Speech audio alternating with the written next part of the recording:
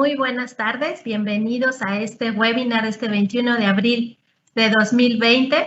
Estamos muy contentas y contentos de tenerlos aquí conectados a todos ustedes. Es un gusto que nos acompañen en esta transmisión especial organizada por el Consejo Mexicano de Empresas de Diagnóstico Médico y la Entidad Mexicana de Acreditación. Hoy es nuestra quinta sesión de teleconferencias internacionales en la que hablaremos sobre el orden del caos. Para iniciar, me permito ceder la palabra a la maestra Maribel López, directora ejecutiva de la Entidad Mexicana de Acreditación, para que nos dé un mensaje de bienvenida. Adelante, maestra, por favor. Muchísimas gracias, Verónica. Buenos días, doctor. Buenos días, Clarita, a todos los que hoy nos acompañan. Bienvenidos. Qué gusto tenerlos en una sesión más EMA-COMED. Como ustedes saben, el convenio que hicimos entre ambas instituciones viene desde junio del 2020, pero con un trabajo muy activo. Como ya decía Vero, llevamos 4 conferencias, esta es la 15. Empezamos hablando de resiliencia empresarial, luego hablamos de lo que es la estrategia y rentabilidad como elementos esenciales para el éxito. De empresa global, retos actuales, vimos el ejemplo de Kitsania y de cómo disfrutar el estrés, aunque ustedes no lo crean. Y hoy, otro título que también invita mucho, el orden del caos. Es una maravilla trabajar con COMED porque estamos constantemente aprendiendo y constantemente lanzando nuevas iniciativas. No solo tenemos estas sesiones de conferencias, también hemos estado llevando a cabo brigadas de calidad para la capacitación para más laboratorios clínicos que logren su acreditación en la norma NMX 15189, que es la que aplica a laboratorios clínicos y bancos de sangre. Y pues muy orgullosamente en estas brigadas tenemos 89 usuarios inscritos, pertenecientes a 30 organizaciones socios de COMED.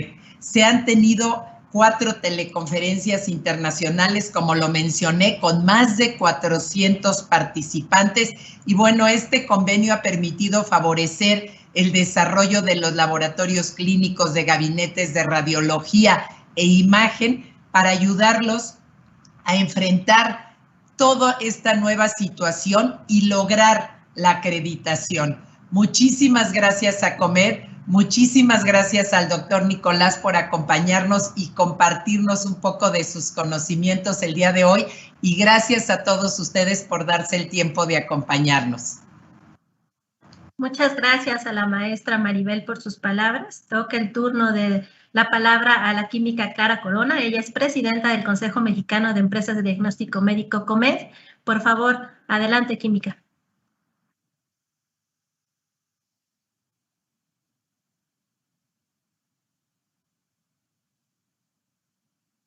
El micrófono, por favor, química Corona.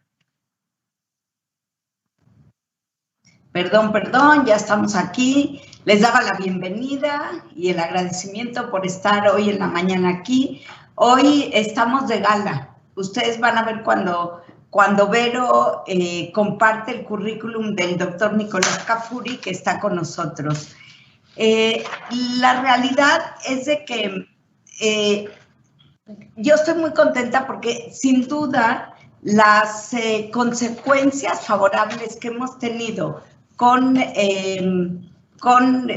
todo esto que es virtual y con todos los cambios que nos ha traído la pandemia, no quisiera hablar de las partes favorables, pero pues existen, pero esto es la posibilidad de acercarnos a conferencistas de la talla como el doctor Nicolás Cafuri, quien a pesar de la distancia, porque ya radica en Alemania, aceptó regalarnos su tiempo para enseñarnos cómo en este ambiente que estamos viviendo de volatilidad, no sé si han escuchado el famoso ambiente VUCA que ahora vivimos, es un ambiente de volatilidad, de incertidumbre y de caos, podemos finalmente encontrar un orden, y eso es lo que nos va a enseñar el doctor Cafuri.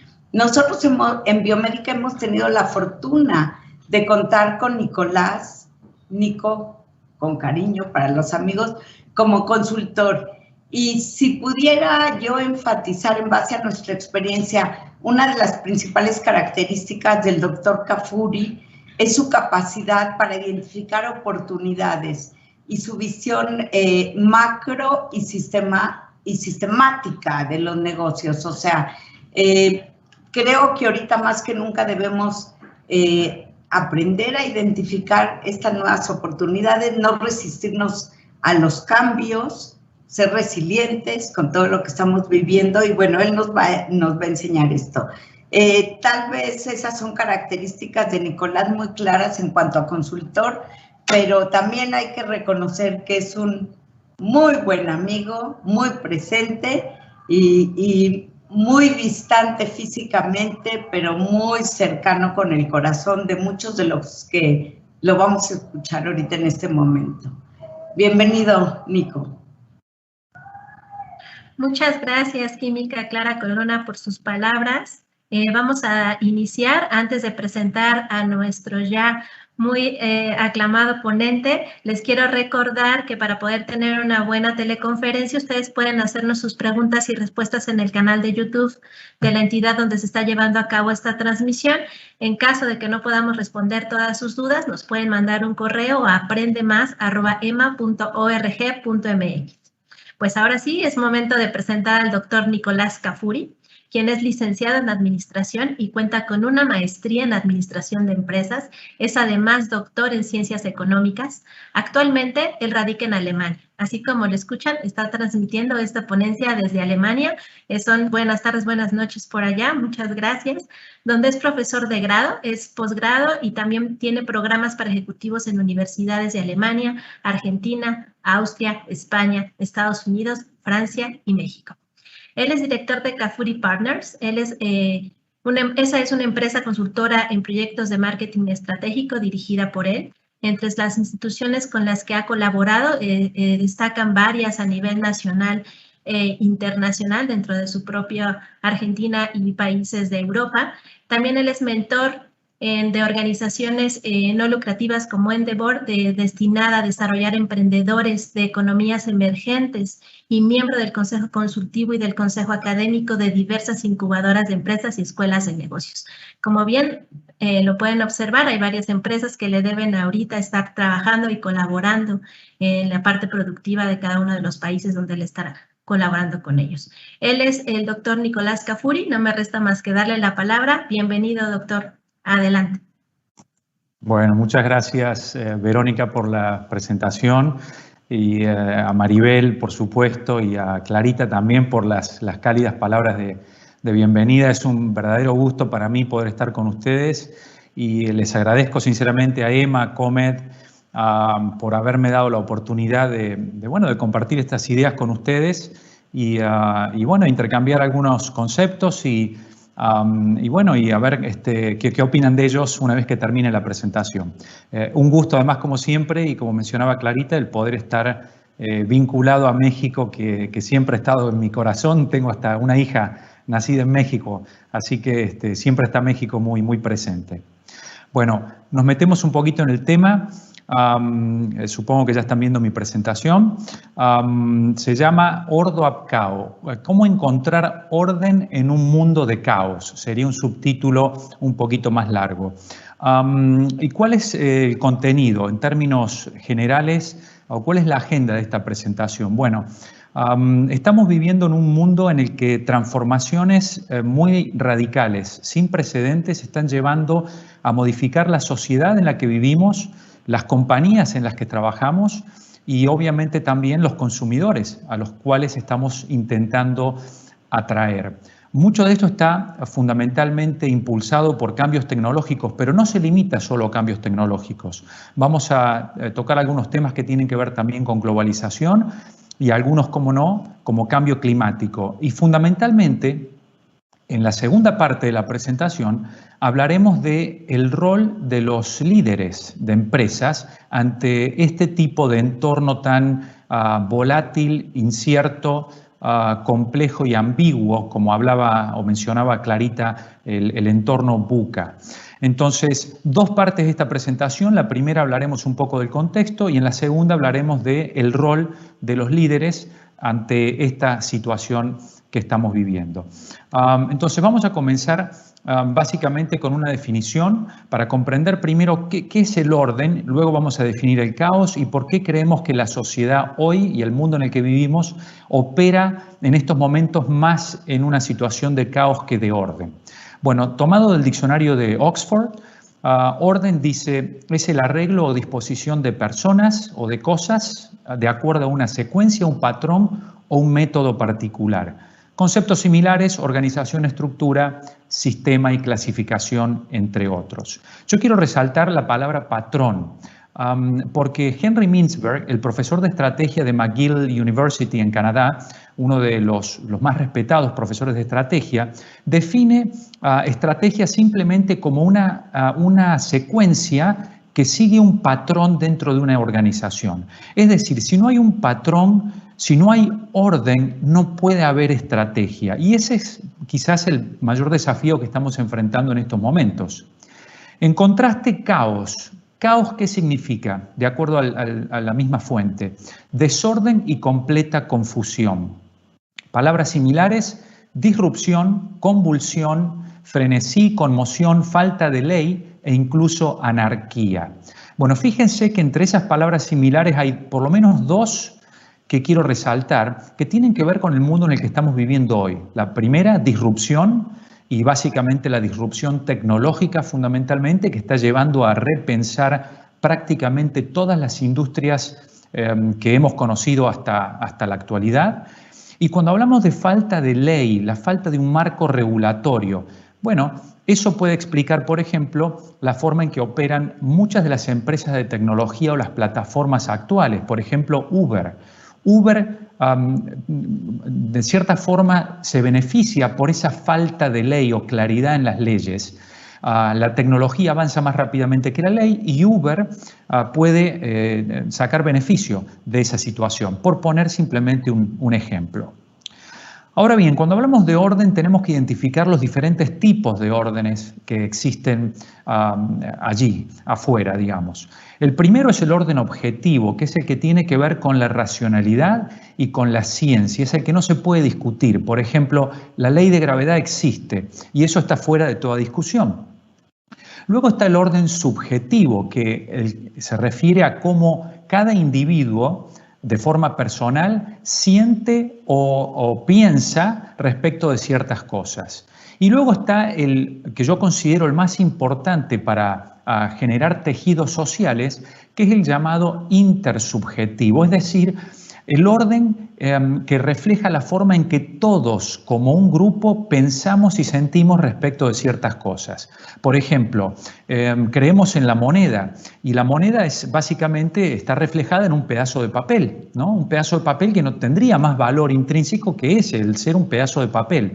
Pero dado que todos le damos un valor determinado a ese pedazo de papel, a ese billete, entonces podemos intercambiar bienes y servicios por ese billete, por ese pedazo de papel. Eso es un claro orden de tipo intersubjetivo. Y si pensamos en las sociedades, tenemos que también identificar las fuentes de orden. Y entre ellas, probablemente las tres más importantes y las que han estado definidas, algunas de ellas por más de 1000 o 2000 años, son las que ustedes ven reflejadas en la pantalla en este momento. Las fuentes políticas, las fuentes económicas y las fuentes religiosas. Y cuando están de manera estable y coordinada, tenemos una sociedad en equilibrio.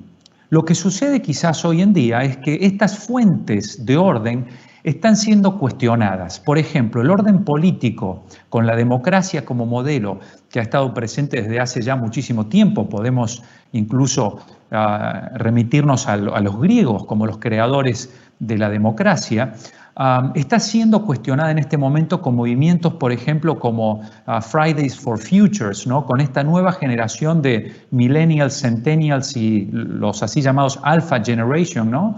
Que son estos jóvenes que en realidad no creen tanto en las instituciones como las Naciones Unidas o el Banco Mundial, por ejemplo, o el Fondo Monetario Internacional. Es decir, sistemas políticos establecidos durante décadas que han dado forma a nuestra sociedad están siendo desafiados. Lo mismo podemos decir con los sistemas económicos, particularmente el libre mercado y el capitalismo, fundamentalmente en relación a las inequidades y al impacto ecológico en el medio ambiente que está generando. Y fundamentalmente también la fuente religiosa, que podemos ir en el mundo occidental por lo menos hacia atrás, en el judaísmo, luego el cristianismo y el islam, y luego, por supuesto, también tenemos filosofías o religiones orientales. Y con la urbanización, con los procesos de urbanización, se tiende a la secularización. Por lo tanto, el orden religioso también, como fuente, deja de jugar un rol tan preponderante.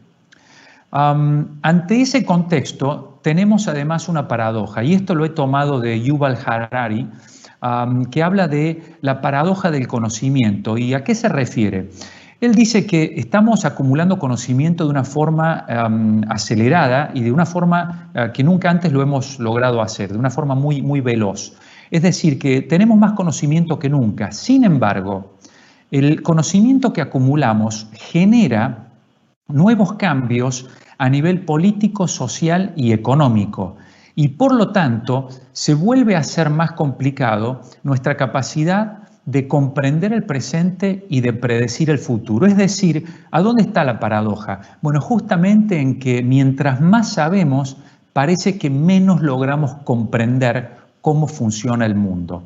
Y yo le agrego la segunda ley de la termodinámica, que es la entropía, que dice que el nivel total de desorden o caos en el universo o en un sistema particular o en una organización, una empresa, siempre se incrementa con el paso del tiempo, muy alineado a lo que decía Harari. Sin embargo, la misma ley nos dice que el orden en un cuerpo en particular, el nivel de orden, puede incrementarse aun cuando el incremento total de desorden en el sistema sea superior. Y esto es importante a nivel de liderazgo, del rol de los líderes de empresas, porque ese es justamente el rol del líder, es encontrar un nivel incremental, positivo, de orden en su empresa, aun cuando el desorden total a nivel de sistema en el que opera se incremente. Y voy a incorporar un par de conceptos más antes de ir a algunos detalles, ¿no? Pero simplemente como para darles un panorama general del mundo en el que estamos viviendo. Esto lo tomo del filósofo y sociólogo polaco Zygmunt Bauman, que habla de una modernidad líquida en la que estamos viviendo. ¿Y a qué se refiere? Se refiere a que estamos en constante y permanente cambio. Los individuos cambian lugares donde viven, trabajos, parejas, valores, orientaciones políticas e incluso hoy en día, más que nunca, orientaciones sexuales. Incluso hoy su propio ADN, y vamos a volver sobre este tema al final de esta presentación. Es decir, hay un constante fluir de las identidades de las personas, y si esto lo llevamos a nivel de consumidor, podemos comprender el gran desafío de las empresas de tratar de satisfacer las necesidades de un consumidor que está en permanente evolución, en constante búsqueda de su propia identidad. Bueno, y acompañando estos conceptos, dos filósofos alemanes, Schulze y Max Weber. Weber hablaba en la época de la revolución industrial y del fordismo, hablaba del principal desafío de los hombres era en realidad definir los medios para los cuales alcanzar objetivos que estaban claros. Las organizaciones lo mismo. Es decir, la incertidumbre estaba al nivel de los medios, no al nivel de los objetivos. Schulze hoy en día cuestiona los principios de Weber y dice, dada la fluidez de esa modernidad líquida que mencionábamos de Bauman y del acelerado cambio en todo sentido del mundo en el que vivimos, en realidad hemos pasado a no tener certidumbre respecto de los medios a un nivel superior, que es el no tener incluso certidumbre respecto de los objetivos que nos planteamos como sociedad, como organizaciones o como individuos. Es decir, un nivel de complejidad aún mayor. Bueno, en este contexto tenemos que también identificar cómo ha variado la autoridad, cuál es nuestra referencia de autoridad y cómo ha variado a lo largo del tiempo.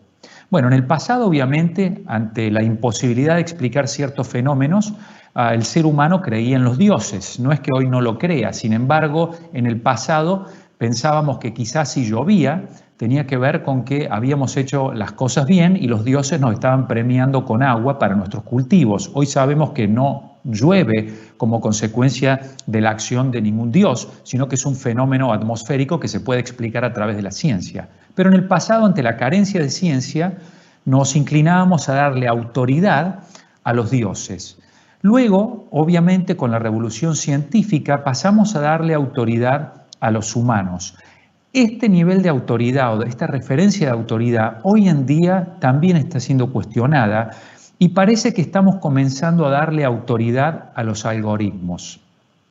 Algoritmos que no solo pueden, a través de ciertos dispositivos médicos, por ejemplo, sensores, controlar aspectos que tienen que ver con el funcionamiento de mi cuerpo sin que yo ni siquiera lo sepa y quizás inyectar el nivel de insulina necesario en el cuerpo aún sin mi intervención, sino también algoritmos que están transformando las industrias. Y les voy a dar un ejemplo concreto. Quizás la industria de la publicidad como la hemos conocido esté llegando a su fin, porque en un futuro muy cercano todos tendremos nuestros asistentes personales, llámenle Alexa o como quieran, a través de los dispositivos que sean, pero todos tendremos esos asistentes personales que nos van a conocer a la perfección.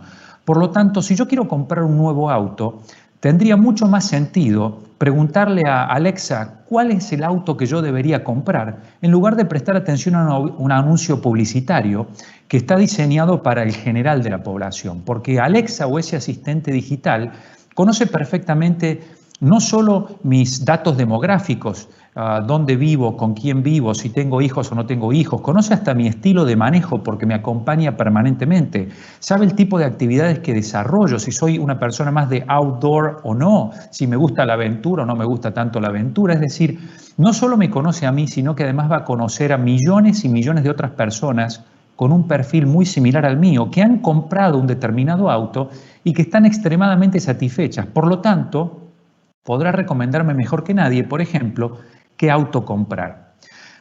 Y si no están convencidos, déjenme que les cuente sobre otro ejemplo que quizás lo han escuchado. Facebook hace un tiempo lanzó una encuesta sobre estilos de vida en general a 86.220 personas, usuarios de Facebook, y les aplicó un cuestionario de 100 preguntas. Y luego fue y le preguntó a personas que tenían alguna relación con estas personas que eran sujeto de la investigación las mismas preguntas para ver si el algoritmo podía predecir mejor que estas personas las preferencias de la gente bajo estudio. Y fíjense lo que se encontró. Con solo 10 likes que ustedes dan en Facebook, el algoritmo los conoce mejor que sus colegas de trabajo. Con 70 likes que ustedes dan en Facebook, el algoritmo ya puede predecir mejor sus respuestas, sus gustos, deseos y demás que sus amigos. Con 150 likes, el algoritmo de Facebook los conoce mejor que sus familiares y bueno, no para sorprenderlos, pero con 300 de sus likes, que no es nada en Facebook, el algoritmo los conoce mejor que la relación más íntima que cualquier ser humano puede desarrollar con otro ser humano. Los conoce mejor que sus propias parejas. Entonces, la autoridad obviamente parece estar migrando hacia ellos. Y por esta razón, también la importancia de los activos ha ido evolucionando. En la revolución agraria, obviamente, la tierra era el activo más importante. En la industrial fueron las máquinas. En la revolución del conocimiento, los cerebros, la capacidad de pensamiento de las personas. Y en la revolución tecnológica que estamos transitando hoy son los datos. Bueno, haciendo un pequeño paréntesis aquí, cuando estaba trabajando sobre esta presentación tiempo atrás, esta presentación la desarrollé por primera vez para un grupo de ejecutivos de uno de los bancos más importantes de Europa y la di por primera vez en Viena. Estaba leyendo un diario financiero alemán muy famoso, como si fuera el Financial Times o el Financiero en México y demás, buscando algo de inspiración, y la sorpresa fue que prácticamente en cada página estaban de alguna forma reflejando estos temas sobre los que hemos estado hablando hasta ahora. Por ejemplo, en la página 5 hablaba de cómo los medios sociales están redefiniendo nuestras relaciones. Y no solo eso, sino yo también agregaría nuestras experiencias. Recuerden que los seres humanos percibimos el entorno a través de lo que yo llamo el modelo SPE.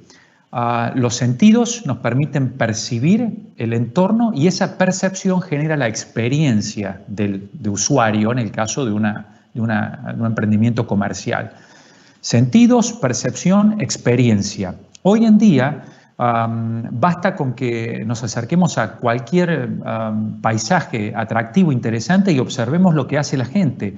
La gente no está viendo a través de sus ojos y experimentando a través de su cuerpo la belleza del paisaje. Lo que hacen la mayoría, y me incluyo, es tomar el teléfono celular y en ese mismo momento tratar de tomar una fotografía, un video o algo, ¿para qué? Para compartirlo en las redes, porque si yo puedo captarlo y compartirlo y entonces genero un efecto a través de las redes, se convierte esa experiencia mía en ese lugar en algo positivo.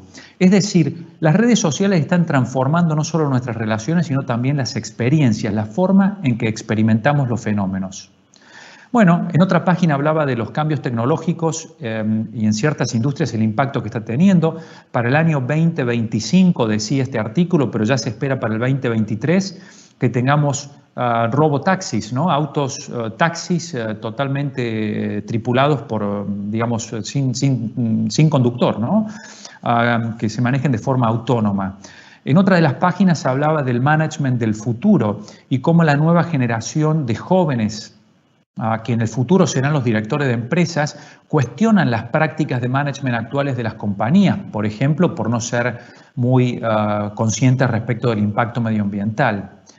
En otra de las páginas hablaba del brain drain, cómo se está dando esta fuga de cerebros de empresas tradicionales hacia empresas al estilo Silicon Valley. Este es el caso del director de operaciones de SAP en Europa, que fue básicamente capturado, si se quiere, por una empresa de servicios en la nube en Silicon Valley, una empresa que tiene una capitalización de mercado de 47 billones de dólares, a pesar de haber perdido más de 17, 18 millones de dólares el año anterior. Esto es un gran desafío para las empresas tradicionales.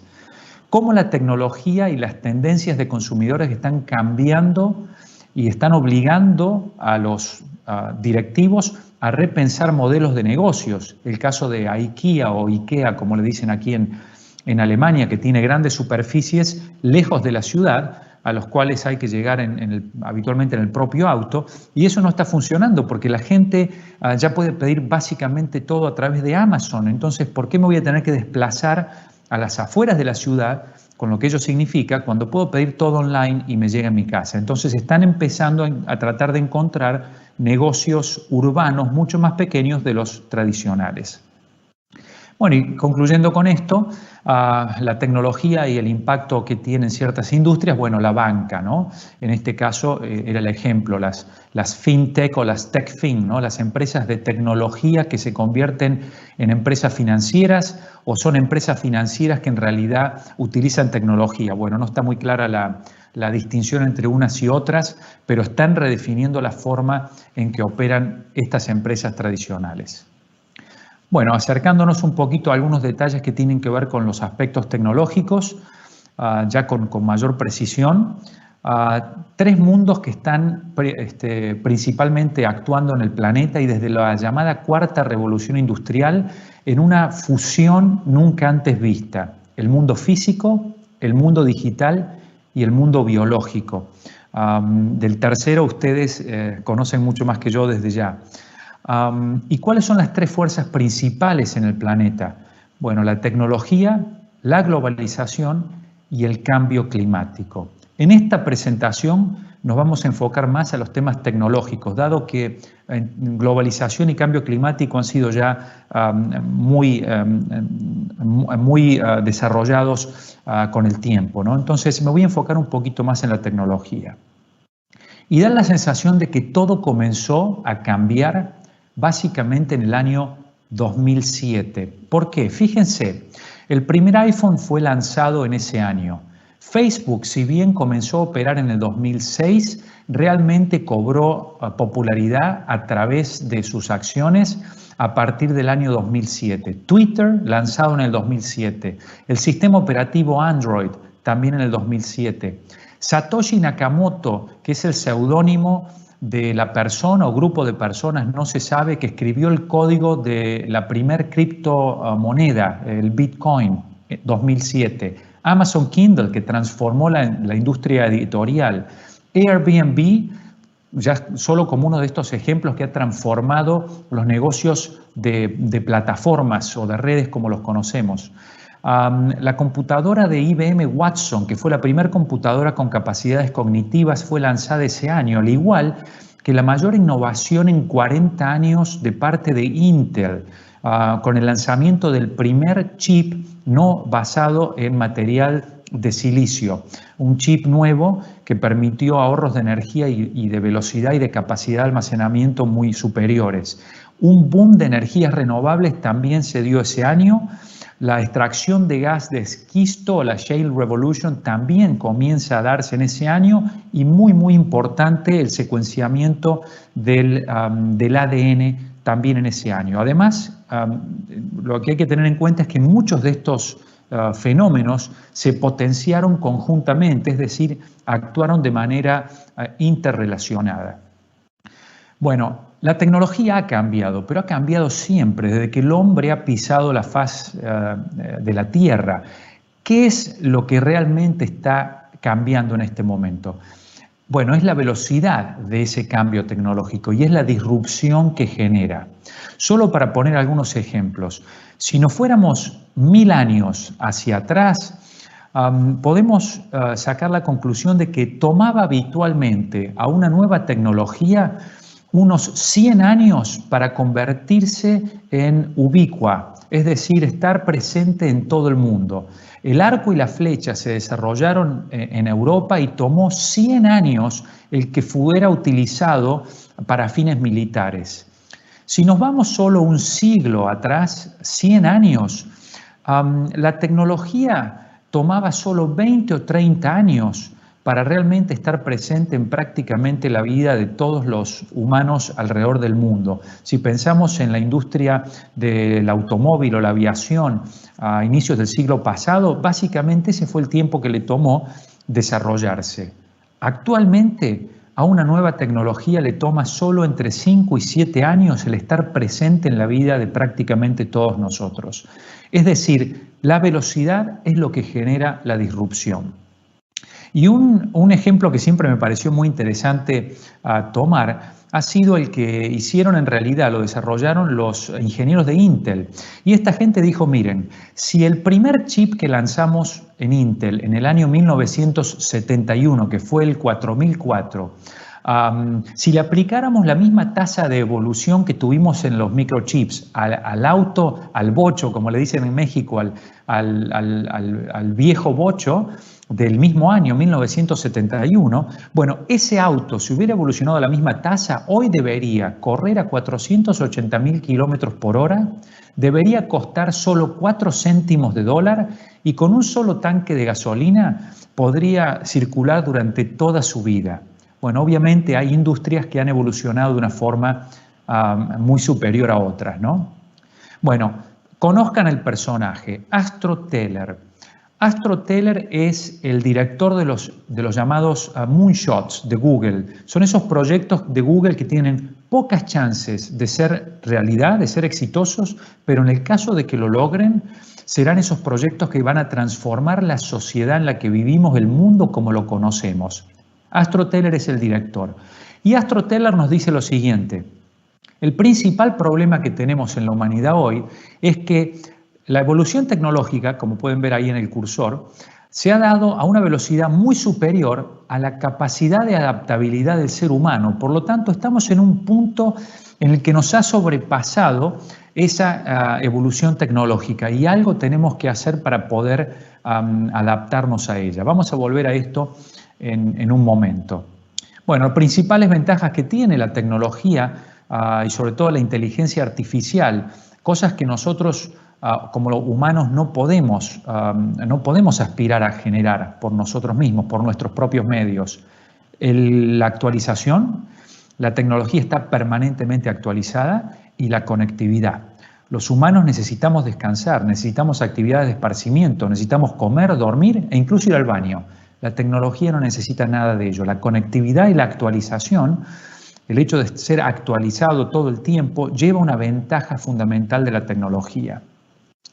Y si hablamos un poquito de inteligencia artificial y lo vinculamos a machine learning, bueno, fíjense lo que puede llegar a suceder y el mundo en el que estamos comenzando a vivir. Esto fue noticia hace bastante tiempo ya, el 7 de diciembre del año 2017. ¿Cuál fue la noticia? Que una computadora, la campeona mundial de ajedrez del año 2016, compitió con otra computadora y que una de ellas ganó. No se trataba de una computadora ganándole a un ser humano, eso ya había pasado hace mucho tiempo. Ahora, ¿cuál fue el punto más interesante de esa competición? Bueno, que Stockfish 8, la campeona mundial del 2016, una computadora que tenía posibilidad de cálculo de 70 millones de posiciones por segundo, tenía acceso a décadas de experiencia de computadoras jugando al ajedrez y siglos de experiencia humana jugando al ajedrez, perdió contra AlphaZero.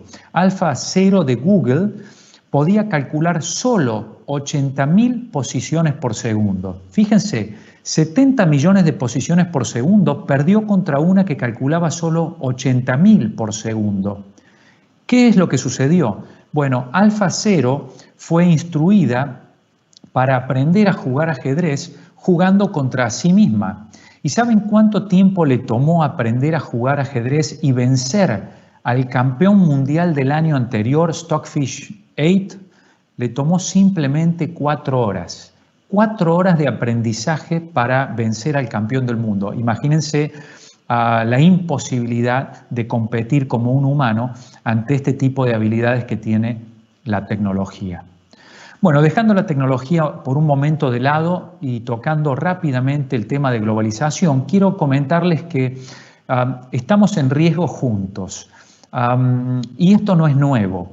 Hablamos de pandemias desde febrero, enero, marzo del año pasado, 2020, pero en realidad este tema se viene tocando desde hace muchísimo tiempo y cuando yo tuve que desarrollar por primera vez esta presentación, este tema ya estaba expuesto. Fíjense, esto surge de un estudio, y hay otros, que se publicó en el año 2007. Es un estudio de la universidad, una escuela de negocio en realidad suiza, una de las más prestigiosas del mundo, que se llama IMD, y ellos desarrollan lo que se llama un estudio de competitividad, que abarcaba el año 2007 hasta el año 2050. Entre los principales factores que cambiarían el mundo durante ese periodo de tiempo, se mencionaba ya los riesgos de pandemia que ocurrirían de una forma más frecuente. Por lo tanto, nos ha sorprendido y nos ha tomado con la guardia baja, pero en realidad no debería haber sido así porque este tema de las pandemias hace tiempo que estaba en la agenda de quienes estudian este tipo de cosas. Ahora, ¿cuál ha sido el principal factor quizás de disrupción de esta pandemia? Una vez más, como con el cambio tecnológico, la velocidad. Si tomamos quizás una de las más devastadoras pandemias que hubo en la humanidad, la peste negra así llamada, le tomó 10 años transmitirse desde Asia a Europa. Entró por Sicilia, por el sur de Italia. 10 años luego de manifestarse en Asia, llegó al sur de Europa y le tomó otros 10 años expandirse a través de Europa, llegando a lo que hoy conocemos como los países bálticos. El COVID-19 o coronavirus le tomó simplemente 3 meses a llegar a prácticamente 170 países del mundo. Bueno, fíjense en esta pequeña animación cómo se ha ido expandiendo el virus a lo largo de las semanas para básicamente cubrir el mundo entero en un par de semanas. Bueno, entonces tiene que ver una vez más la velocidad de cambio como uno de los principales factores con los cuales tenemos que lograr como directivos de empresas tratar de manejar de una manera más adecuada u óptima. Y les voy a poner algo que yo considero que es políticamente incorrecto, pero creo que es importante que lo veamos, sobre todo nosotros que venimos de países emergentes, porque es la forma en la que se está pensando en este momento en los países desarrollados. Se hacía mucho offshoring y se seguirá haciendo. Sin embargo, se está hablando del inshoring. ¿Por qué? Porque se considera que los últimos 25 años el principal objetivo de la mayoría de las empresas era encontrar formas de hacer las cosas de manera más económica. Por lo tanto, se invertía en mercados emergentes por esto de la mano de obra y el acceso a recursos naturales. Se está pensando, sin embargo, que en los próximos 25 años el enfoque será en cómo hacer las cosas más inteligentes y por lo tanto hay una repatriación de inversiones hacia los mercados desarrollados. Les digo que es políticamente incorrecto porque yo en lo personal no creo que los mercados desarrollados sean más inteligentes que los mercados emergentes. Sin embargo, es una realidad que así lo ven en muchas empresas y en muchos gobiernos y por eso muchas actividades de investigación y desarrollo están empezando a volver, por ejemplo, el caso de Alemania, ¿no? Se están repatriando inversiones de esta naturaleza. Bueno, con esto terminamos la primera parte.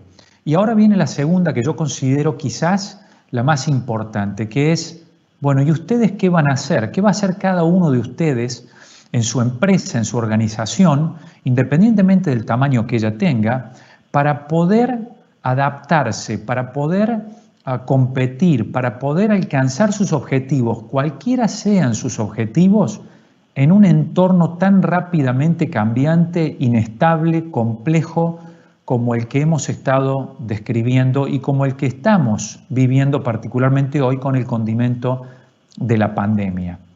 Bueno, les voy a proponer ideas y por supuesto me interesa mucho conocer su punto de vista luego cuando tengamos nuestro diálogo final en nuestra ronda de preguntas y respuestas. Pero aquí van mis propuestas. El primero, ¿cuál es el rol del líder? Bueno, en algunos aspectos lo voy a tratar de definir. El primero, proveer estabilidad versus mantenerse estático. La estabilidad es la capacidad que tiene un cuerpo de mantenerse en equilibrio aún cuando se modifican algunos aspectos que mantenían ese equilibrio. Es una capacidad de adaptación, es un constante cambio que me permite seguir en movimiento. Por ejemplo, si estoy andando en bicicleta, la única forma de andar en bicicleta es no detenerme. Si me detengo, me caigo. La misma analogía tiene que ver con la estabilidad. Si estoy en un kayak, tengo que utilizar los remos a la misma o mayor velocidad que la corriente. Caso contrario, el kayak se da vuelta.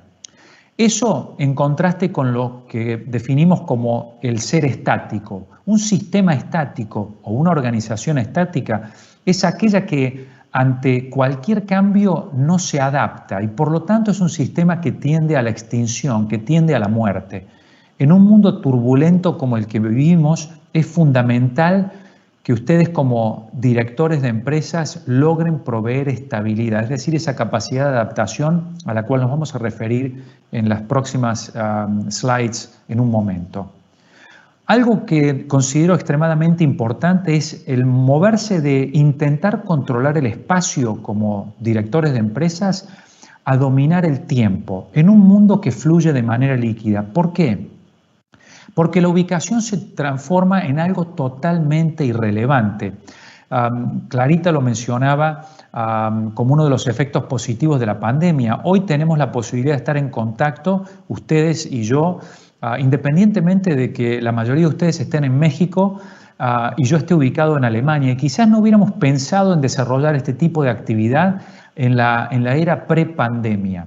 Bueno, están trabajando así las empresas, estamos todos trabajando así. Yo hace un año que prácticamente no viajo por cuestiones laborales y todo lo hago desde mi casa en Alemania.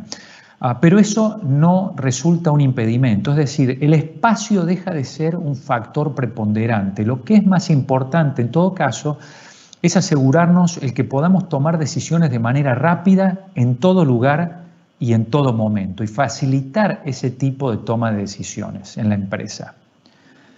Bueno, para poder lograr eso deberemos combatir los colonos los así llamados colonos, ¿no? Y crear una cultura nómada o nómade, como dicen en mi país, en un mundo móvil y extraterritorial. ¿A qué nos referimos con los colonos? Bueno, a la gente de mi empresa, a los trabajadores, a los colaboradores que pertenecen a una cultura más bien estática, fija, una mentalidad tradicional que no está dispuesto a evolucionar o a cambiar.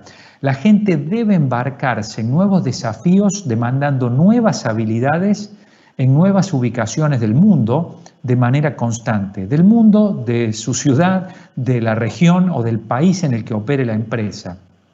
Pero la gente debe estar dispuesta al cambio y por ello la definición de combatir los colonos, entendiendo como tales aquellos que se asientan en un lugar o en una empresa o en un rol o en un cierto grupo de habilidades y no están dispuestos a cambiarlas. El mundo en que vivimos requiere de un cambio constante. Ahora, ¿cómo lograr que nuestros colaboradores cambien? Y aquí voy a tomar un concepto de Schopenhauer, otro filósofo alemán. Schopenhauer decía, cuando las personas pueden lograr lo que imaginan y desean, no tienen ninguna motivación para cambiar. Es decir, si lo que un individuo imagina y desea es lo que puede desarrollar, no va a tener ningún tipo de motivos por los cuales esforzarse, aspirar a un estadio superior.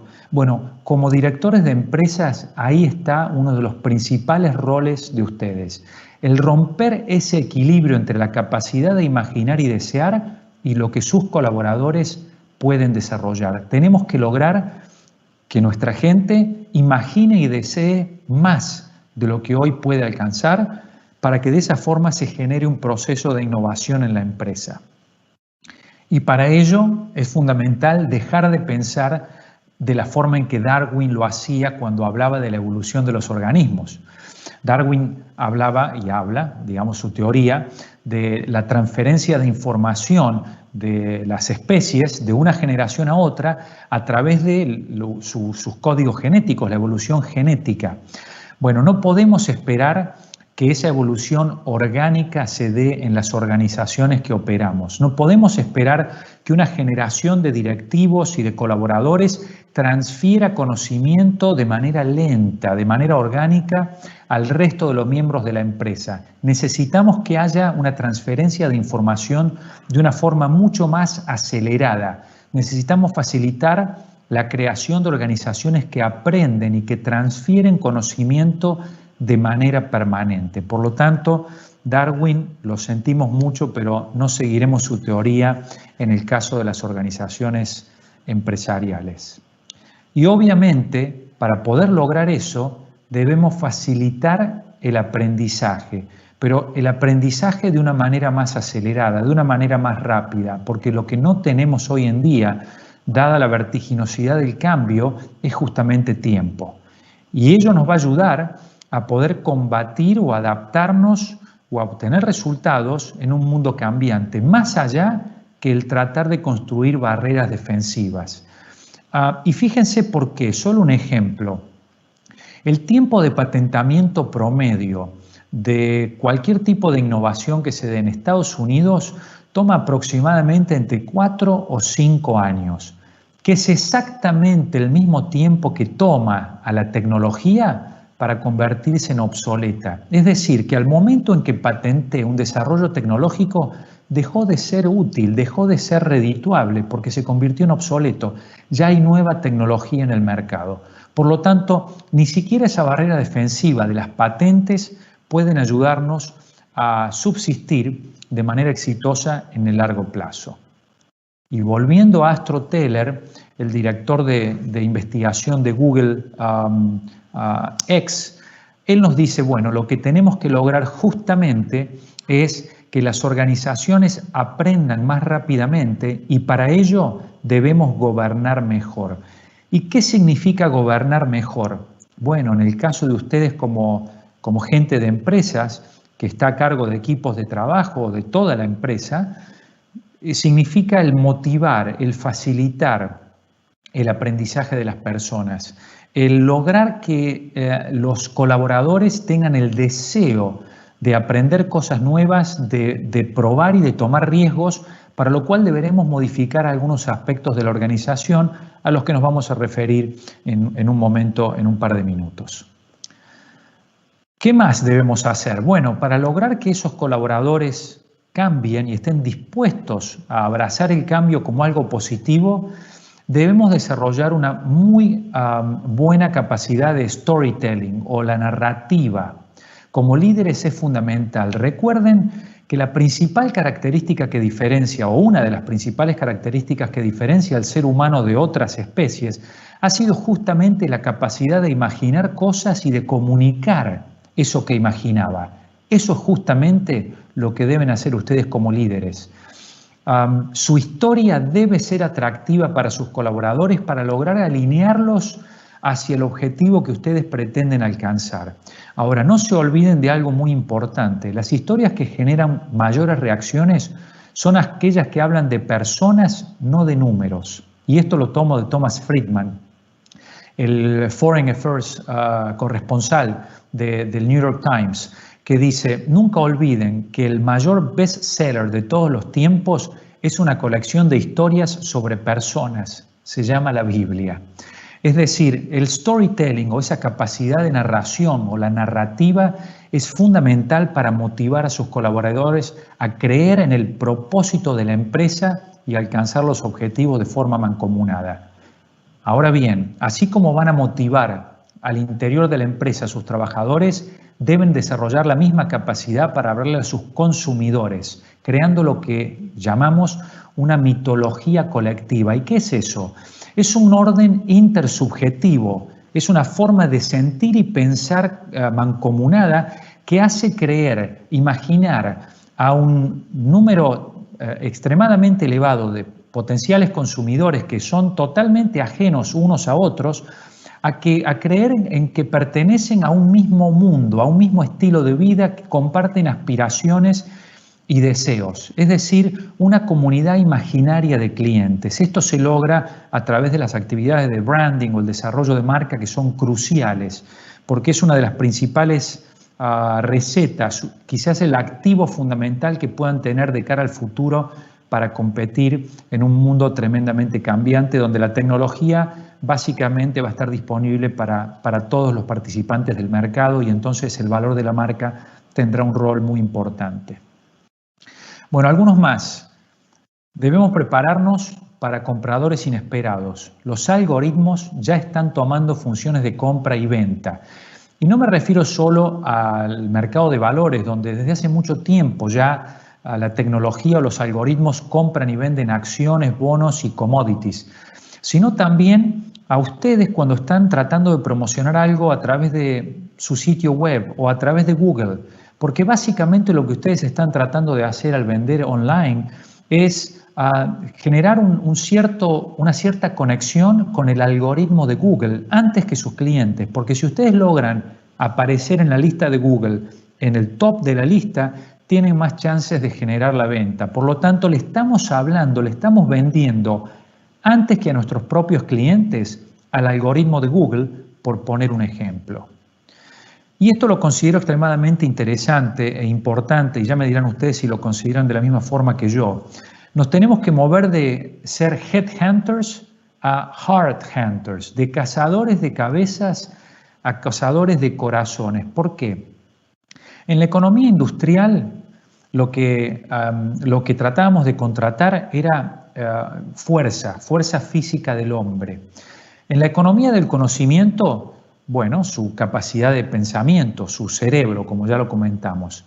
En la economía humana, en la que vamos a empezar a transitar de la mano de esta revolución tecnológica, lo que deberemos contratar serán aptitudes, cualidades, capacidades, habilidades que no pueden ser programados en software, que no pueden ser replicados por máquinas. Por ejemplo, espíritu de equipo, empatía, pasión, flexibilidad, cosas que la tecnología hoy por hoy no puede proveer. ¿Y por qué hay que hacer esto? Bueno, fíjense lo que sucedió cuando se dejó que la tecnología tomara decisiones sin intervención. Esto es del 2015, el 3 de marzo, salió publicado en CNN Money, Se veían anuncios de YouTube de Jennifer Aniston promocionando ciertos productos, Bud Light, perdón por la S, vendiendo su cerveza, Secret vendiendo desodorante, todos comerciales que no tenían nada de extraño, pero esos comerciales fueron seguidos por anuncios de reclutamiento para ISIS y para yihadistas. ¿Por qué? Porque el algoritmo de YouTube identificó que el perfil de los potenciales interesados en ser reclutados por ISIS y por actividades de yihad tenían el mismo perfil que aquellos que podían tomar una cerveza Bud Light o comprar ese tipo de productos que Jennifer Aniston estaba promocionando.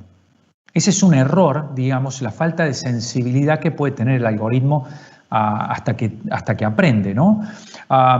Más aún, un ejemplo un poco más dramático, esto pasó en Sydney, ustedes recordarán el tiroteo que hubo en diciembre del 2014, cuando una persona abrió fuego en un café en pleno centro de la ciudad y la gente que estaba en el café o en los alrededores intentó escapar. ¿Y cómo lo hizo? Bueno, como pudo, entre esas acciones, llamar o contactar a través de la app un Uber.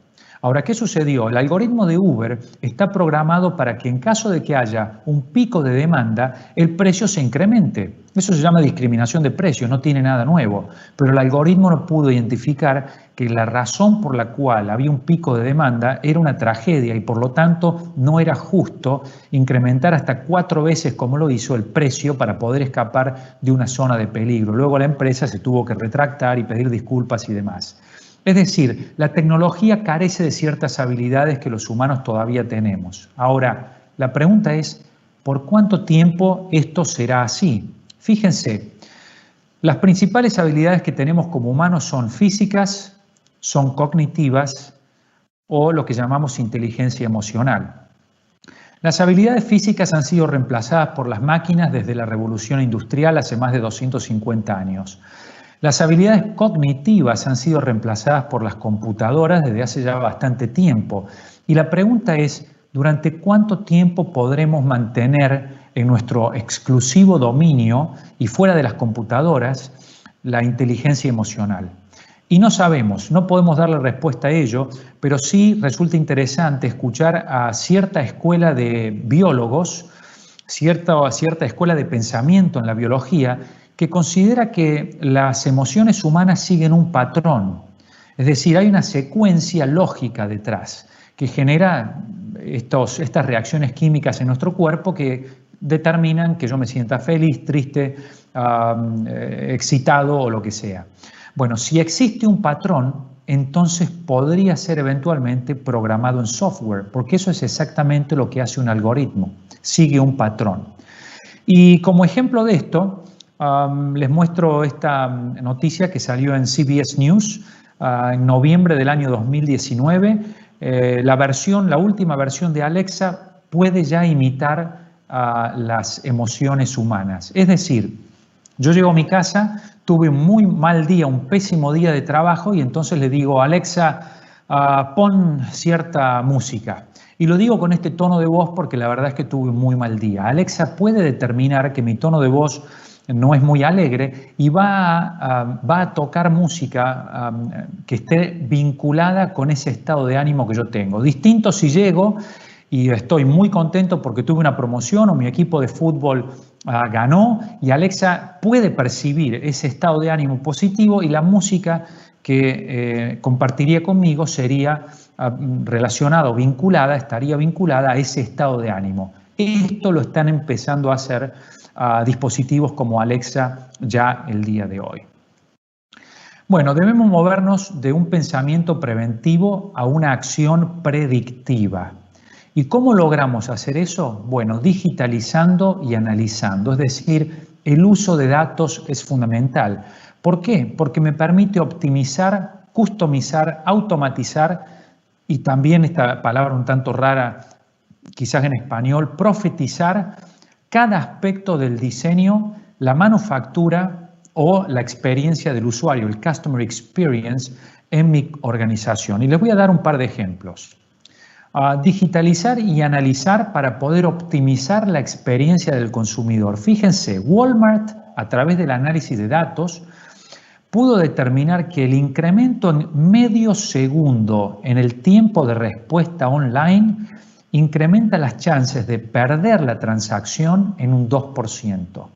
Medio segundo de incremento de respuesta me lleva a una posibilidad de pérdida de la transacción incrementada en un 2%. Esto lo puedo saber porque estoy midiendo. Y otro ejemplo más, quizás quizás como de una broma, pero de broma no tiene mucho, en el caso de digitalizar y analizar para poder automatizar procesos de manufactura. Fíjense, la fábrica del futuro, dicen, tendrá 2 empleados, un hombre y un perro. El hombre estará allí para alimentar al perro. El perro estará allí para evitar que el hombre toque las máquinas. Bueno, parece una broma, pero es básicamente lo que uno ve cuando entra a una fábrica hoy, ¿no? Con el rol del hombre y el rol de las máquinas. Y casi ya acercándonos al final o a la parte final de esta presentación, un tema que considero muy importante, que es el convertirse en un mejor y más rápido tecnólogo social. ¿Qué entendemos por tal? Bueno, primero, tecnología física es aquella que evoluciona con la ciencia. La tecnología social es la forma en que nosotros, los humanos, en una empresa, en una familia, en la unidad que sea, nos organizamos para poder capturar los beneficios de la tecnología física. Ahora, ¿qué sucede? Como habitualmente, la tecnología física evoluciona más rápidamente que la tecnología social. Y fíjense estos ejemplos que les voy a mostrar, y perdón que están en inglés, pero bueno, mantuve la filmina original. La revista Wired nos habla de implantes, hágalo usted mismo, que se pueden poner, y esto lo han hecho en la pierna, algunos hackers, para poder hacer streaming de películas desde un dispositivo que se incorporaron en sus piernas. Bueno, yo entiendo que esto no tiene mucho impacto en la vida de ustedes ni en la mía, y allá los hackers que deciden implantarse algo para ver Netflix a través de su pierna. El problema es que este no es el único ejemplo que tenemos.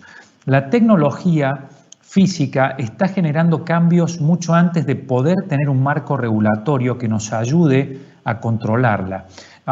Esto sale de la publicación de Scientific American y habla de los kits que se pueden pedir por correo de la tecnología CRISPR, que muchos de ustedes o todos conocerán, que permite básicamente a cualquier persona hackear el ADN de cualquier especie.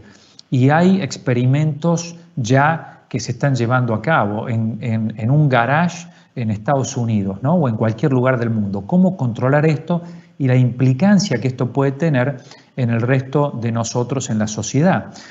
Esto lo puedo atestiguar completamente porque esto lo generé yo. Fui a Amazon, entré a la página de Amazon y puse CRISPR Kit, y bueno, básicamente hace un tiempo atrás un kit de estos para modificar ADN se podía comprar en Amazon, como pueden ver aquí al fondo de la pantalla, por menos de $170. Es decir, prácticamente cualquier persona allí fuera puede estar modificando el genoma de cualquier tipo de especie.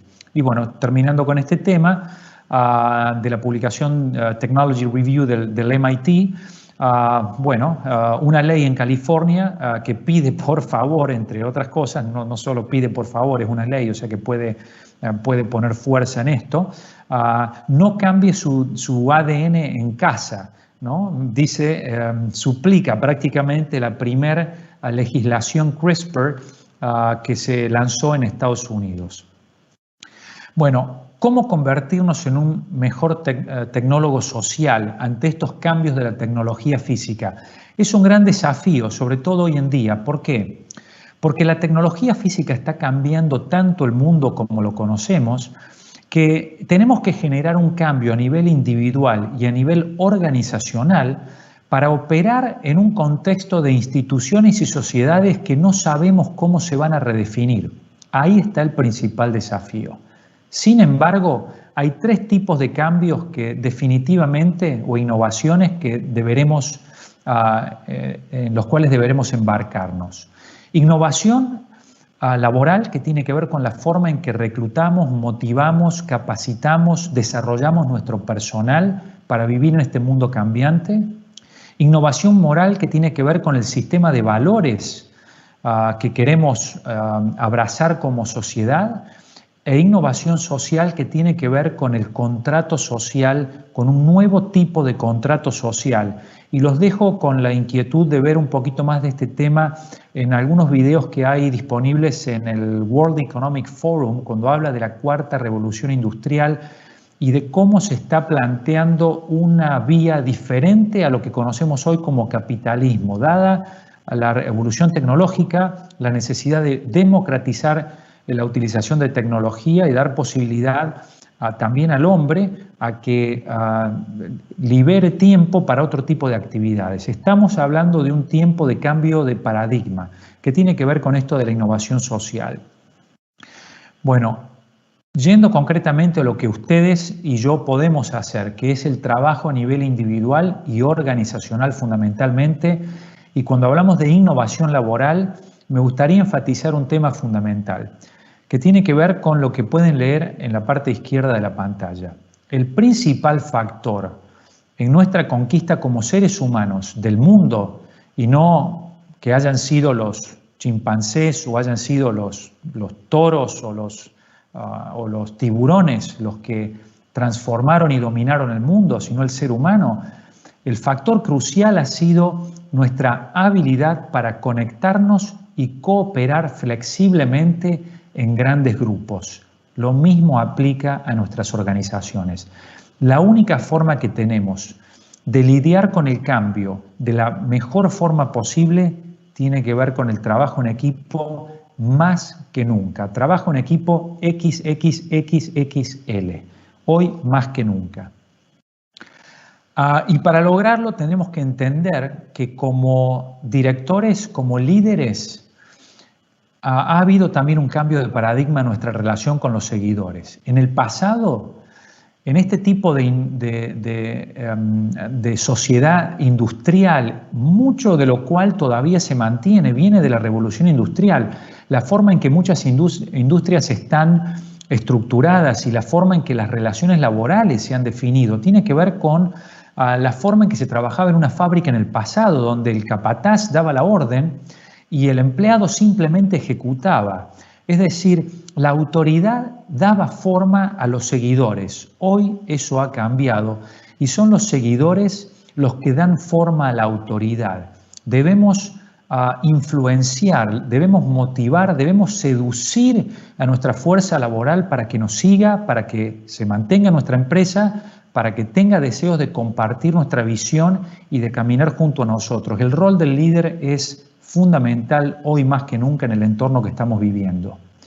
Y casi cerrando con esta presentación, los voy a dejar con un par de ideas que no son necesariamente mías. Esta la tomé de Stephen Hawking, el científico británico, y él decía: si buscas detrás de cada persona excepcional, siempre encontrarás a un maestro excepcional.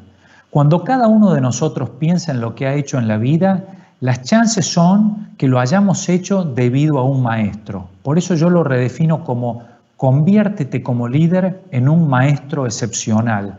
Es decir, llega a ser el mejor mentor posible que puedas ser para convencer a tus seguidores que realmente te sigan compartiendo esa visión y adaptándose al cambio permanente que estamos enfrentando. Y cerrando con las últimas dos slides, una más de Stephen Hawking, él decía: si sabes cómo funciona algo, puedes controlarlo. Creo que de eso se trata el principal desafío por el que estamos transitando hoy en día. Tratar de comprender cómo funciona el mundo en el que nuestras organizaciones operan con estos desafíos tecnológicos y cambios de tendencia de consumidores y demás, para lograr controlarlo mejor de lo que lo podemos controlar hoy.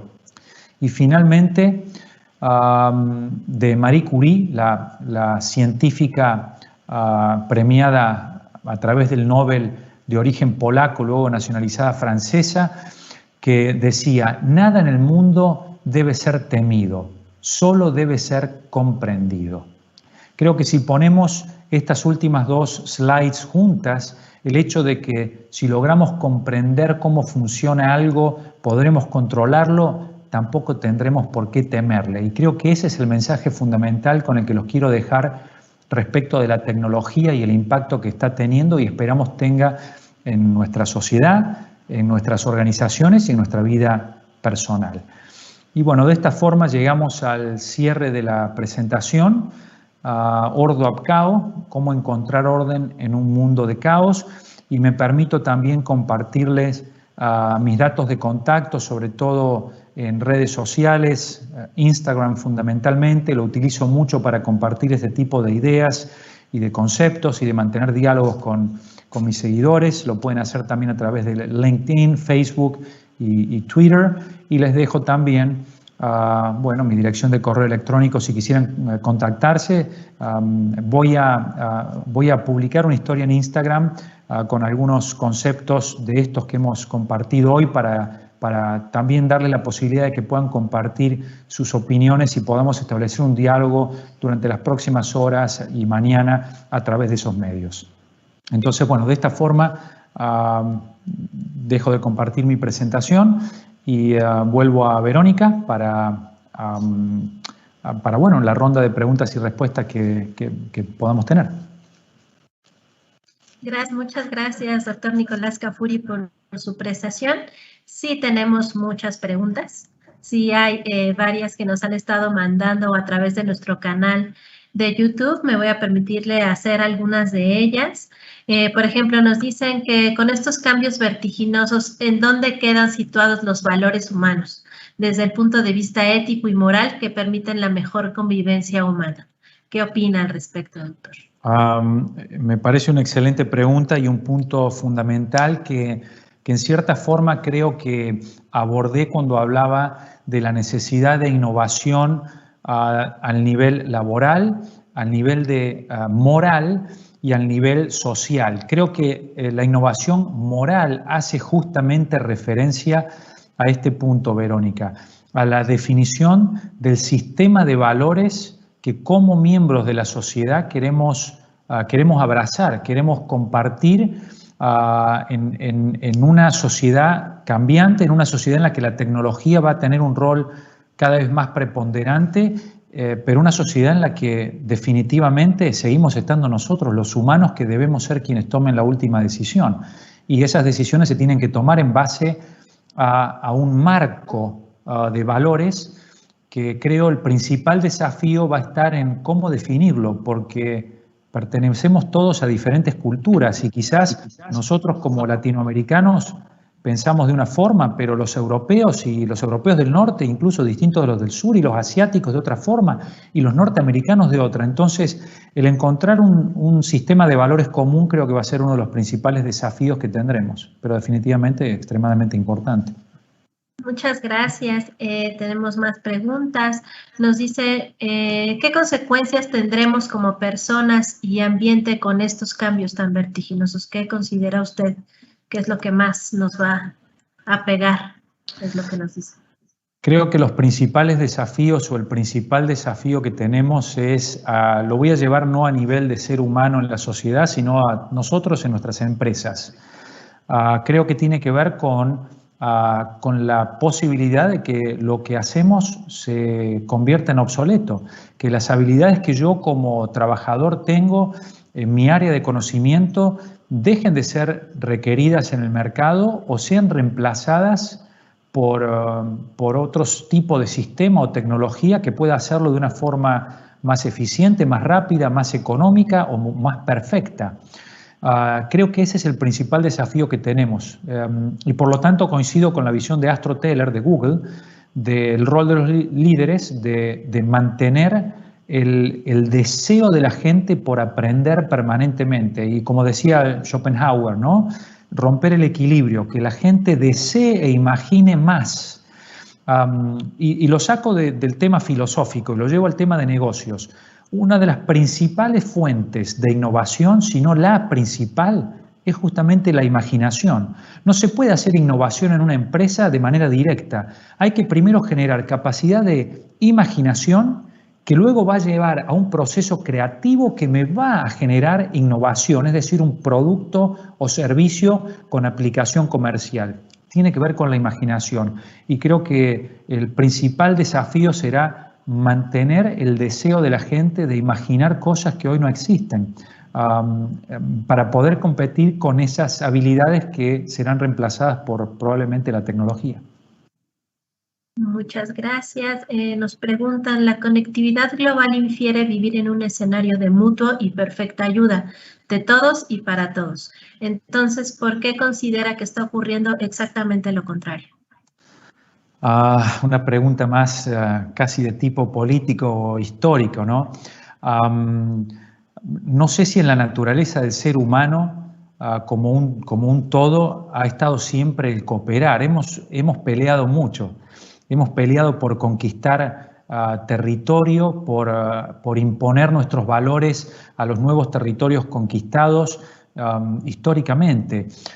Creo que en este momento en particular estamos viendo una serie de líderes, si bien en Estados Unidos acaba de cambiar, ¿no? Pero está muy presente en Europa y en otros países más allá de Europa, en América Latina. Lo mismo podemos ver en algunos países de Medio Oriente o Turquía, por ejemplo, también, donde tenemos líderes autocráticos que están utilizando una visión más bien populista y nacionalista, pero mal entendida, en el sentido de generar animosidad respecto del resto de los ciudadanos de otras naciones.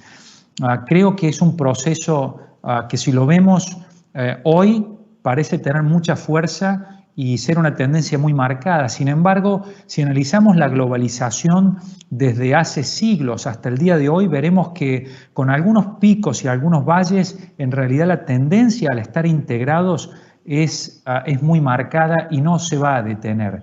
La tecnología nos hace estar más cerca. Creo que el desafío está en sobreponernos a estas circunstancias en el corto, mediano plazo que están llevando a estos líderes a explotar la falta de satisfacción que puede tener el individuo, el ciudadano en su respectivo país y lograr entrar en un momento de mayor armonía. También creo que tiene que ver, y con esto cierro la respuesta, con que estamos viviendo un mundo que está siendo transformado política y económicamente, de un liderazgo total y absoluto por parte de Estados Unidos a un mundo totalmente, al menos bipolar, donde China ejerce un rol económico y político muy fuerte y está demandando cada vez mayor el tener presencia, el tener voz y voto en las instituciones globales que controlan y dominan el mundo, al menos desde la Segunda Guerra Mundial, y son instituciones que no consideraron a China.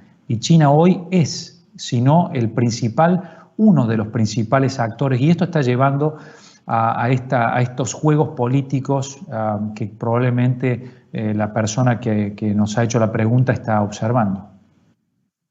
Muchas gracias. Viene también otra. Considerando que los organismos se están dilucidando como algoritmos, ¿usted considera que el dataísmo sea el nuevo gobernante e influye en nuestra toma de decisiones? Creo que está influyendo, como lo comentaba, ¿no? La autoridad está cambiando desde el liberalismo que se le otorgamos a la autoridad, el famoso free will, ¿no? Free will, la capacidad de decidir en el mercado a través de la compra de productos y servicios como consumidor, y como ciudadano la capacidad de elegir mis gobernantes a través de la democracia. Ese liberalismo, tanto político como económico, que le dio la autoridad, al menos teóricamente, a los individuos, coincido que está cambiando hacia los algoritmos. Hay muchos ejemplos de decisiones que se están tomando ya en base a un análisis que sobrepasa la capacidad de análisis del hombre. Y creo que, como el ejemplo de la publicidad que les daba en la presentación, creo que va a llegar un momento en el que, obviamente, la tecnología me conocerá mucho mejor que yo mismo. Y en ese caso, quizás tenga lógica que la tecnología tome decisiones por nosotros. Yo les aclaro, tengo mis reservas respecto del tema. No soy un total optimista respecto de estas cosas. No sé como muchos otros, hacia dónde nos va a llevar este cambio tecnológico y este tipo de toma de decisiones basadas básicamente en los algoritmos. Pero es una realidad y debemos enfrentarlo. Ok, vamos a concluir con las 3 últimas preguntas. Pasándolo al plano más de las instituciones, nos están preguntando que como directivos o colaboradores, ¿cómo podemos hacer que no nos gane el caos en la dinámica de las empresas? Bueno, creo que varios de los aspectos que mencionamos, si yo tuviera que resumir todo en uno, les diría, logrando definir con extrema claridad las organizaciones que tengan un propósito muy claro. Hay gran cantidad de investigación que se ha desarrollado últimamente que, a pesar de vivir en estos tiempos de gran desarrollo tecnológico y de la toma de decisiones basada en datos, hay una forma de liderar organizaciones que es la basada en un propósito muy claro, purpose, ¿no? Como le llaman en inglés. Las organizaciones que tienen un propósito muy claro que va más allá del ganar dinero son las que logran alinear a los trabajadores, captar el mejor talento y generar una performance muy superior a organizaciones cuyo principal objetivo es simplemente, y lo pongo entre comillas, simplemente ganar dinero. Entonces, creo que el rol fundamental de los líderes es ese primero. Definir con extrema claridad, y hay mucha metodología para poder hacerlo, un claro propósito en la organización que sea compartido, para ello la narrativa o el storytelling, por sus principales colaboradores. Creo que va a ser el arma fundamental ante este mundo en el que estamos viviendo. Gracias. Bueno, además de que lo felicitan, nos dicen que es una excelente ponencia y agradecen los detalles y la información que nos dieron. Nos están preguntando también que en las organizaciones donde los equipos directivos son generación X y Y, ¿cómo asumir el reto de que se transformen en tecnólogos sociales? Muy buena pregunta. Yo sufro lo mismo porque yo pertenezco en cierta forma a una de esas generaciones que mencionaron y lo veo, por ejemplo, con mis hijas, que pertenecen a una generación totalmente distinta y ya muchos de los participantes de la sociedad, en la sociedad activa, en el trabajo, pertenecen a esa sociedad. Creo que no tenemos que tener miedo a incluir a estos nuevos miembros, recursos del mercado laboral en los procesos de toma de decisiones directivos. Hay estudios que demuestran que las organizaciones que tienen diversidad generan mayor retorno sobre la inversión que las menos diversas. Y entre los aspectos de diversidad está justamente el tema generacional. El promedio de edad de las juntas directivas en Estados Unidos es de más de 65 años. Sin embargo, el porcentaje de la población norteamericana que tiene más de 65 años creo que no supera algo así como el 17%. Por lo tanto, estamos liderando organizaciones a través de una generación de directivos que no conoce a la nueva generación de consumidores. Ahora, no me malinterpreten, no estoy diciendo que tenemos que correr a todos los directivos de una generación anterior, porque la experiencia que tienen es definitivamente útil. Simplemente tenemos que apoyarlos con la inclusión en el proceso de toma de decisiones de gente de otro tipo de generación, de generaciones que están mucho más familiarizadas con la tecnología y que comprenden mucho más los propios consumidores a los cuales estamos tratando de venderles. Por lo tanto, diversidad creo que sería un buen escudo para protegernos ante ese desafío.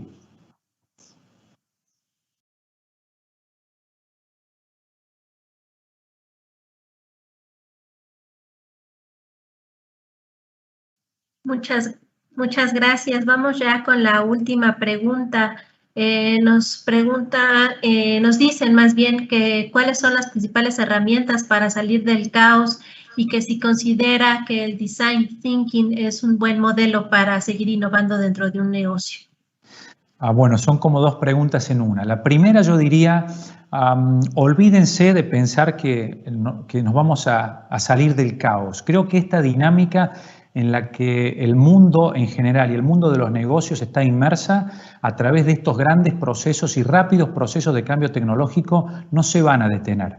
Por lo tanto, no tanto aspirar a salir del caos, sino a comprenderlo y no temerle, que es lo que decían Hawkins y Marie Curie al final de mi presentación. Respecto al Design Thinking, estoy totalmente convencido que es una herramienta excelente, sobre todo en ciertos ambientes como la mayoría de los ambientes hoy en día de rápido cambio, porque nos permite el desarrollo de productos de una forma más veloz y ágil. La metodología ágil también va de la mano del Design Thinking y es una metodología totalmente enfocada al cliente, que es fundamental. Pone al cliente, al hombre, primero, antes que al cliente, al hombre mismo, en el centro del proceso del desarrollo de una solución, tanto sea un producto o un servicio. Y es fundamental, es algo que hemos dicho en marketing desde hace muchísimo tiempo, siempre hablamos de eso, el customer focus, ¿no? El poner el enfoque en el cliente, pero lo mencionábamos mucho teóricamente. Con el Design Thinking hemos encontrado una herramienta que nos permite en realidad llevarlo a la práctica de una forma muy interesante. Así que desde ya lo recomiendo, dependiendo de las circunstancias, desafíos de la empresa, pero desde ya es una herramienta muy interesante para explorar. Ok, y este último comentario pregunta que logra englobar un poco lo que ya ha comentado, si es posible que a pesar de los datos y la tecnología se mantenga la imaginación. Es decir, si me dejo llevar por lo que me propongo un algoritmo, quizá deje de tener esos sueños y decida actuar. Claro, y ahí está el principal desafío que creo vamos a tener. Si nos alimentamos, si nos realimentamos siempre con un algoritmo que me va a dar información relacionada de manera constante a los temas que a mí me interesan y nunca me va a proponer un nuevo tema, entonces mi capacidad de imaginación se va a reducir y por lo tanto mi creatividad y mi innovación. Creo que ese tema que han mencionado al final es uno de los grandes desafíos que tenemos como individuos, como organizaciones y como sociedad en un todo. Mantener nuestra capacidad de imaginación a pesar de los algoritmos. A pesar de los algoritmos. Muchas gracias. Muchas gracias, doctor. Le voy a ceder la palabra a la maestra Maribel López, directora ejecutiva de la Entidad Mexicana de Acreditación, y también a la química Clara Corona de COMED para que nos puedan hacer el cierre. Si gusta, Clarita, darnos los primeros mensajes de agradecimiento para el doctor Cafuri.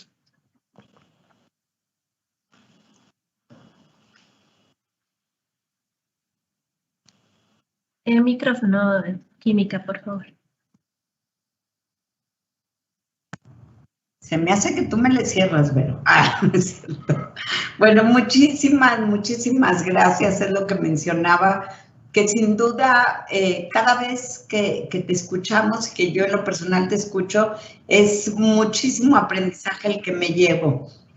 Me gustaría comentar que sí vivimos y ahorita el doctor Nicolás nos explicó en qué caos vivimos, más bien ya lo sabemos, pero lo vimos plasmado en esta plática y vivimos sin duda en un ambiente VUCA, pero yo pienso que así como es un entorno turbulento, a la vez es un entorno excitante, donde nos lleva, desde mi punto de vista, a tomar decisiones independientemente de oportunas, decisiones proactivas más que reactivas, que es como estamos acostumbrados en otros ambientes a tomar, ¿no? Creo que ahí la comunicación representa el principal eje articulador, porque existe cambiar las formas, y no solamente las formas, los modos de cómo nos comunicamos, que siento que es básico en estos tiempos que estamos viviendo.